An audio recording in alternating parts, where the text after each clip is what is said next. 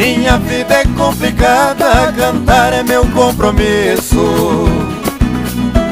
Só levanto meio-dia e ninguém tem nada com isso. Homem esperto é aquele que não trabalha, só engana. Pra mim se chama domingo, todo dia da semana. Enquanto assalariado tá vivendo estressado, eu levo a vida no esquema. A vida é mesmo assim, cada um com seus problemas.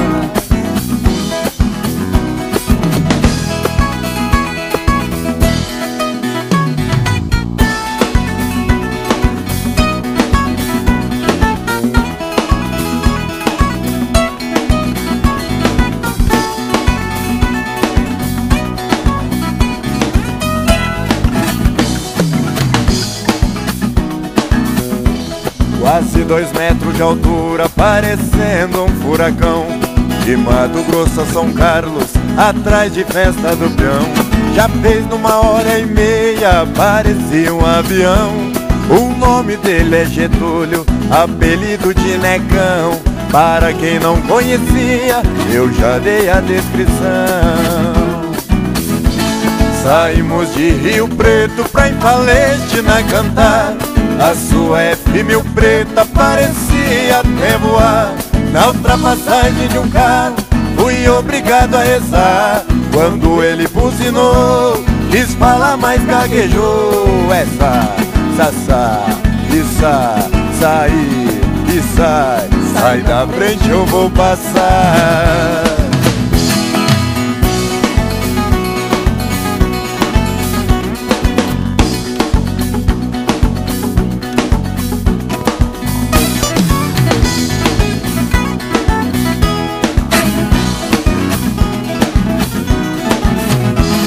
Viola que não presta, faca que não corta. Se eu perder, pouco me importa. O cabo da minha enxada era um cabo bacana. Não era de guacandu, era de cana caiana. Um dia lá na roça me deu sede toda hora. Chupei o cabo da enxada e joguei a enxada fora. Enxada que não presta, faca que não corta. Se eu perder, pouco me importa.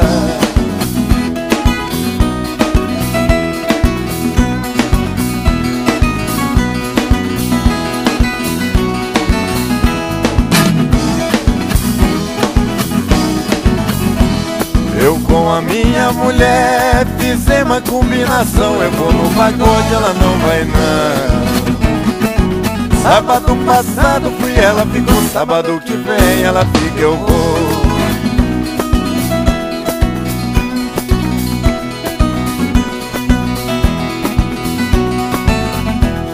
Eu com a minha mulher, de certo nós não combina. Ela vai por baixo e eu vou por cima. De certo tempo pra cá, já tá virando esculacho. Ela vai por cima e eu vou por baixo.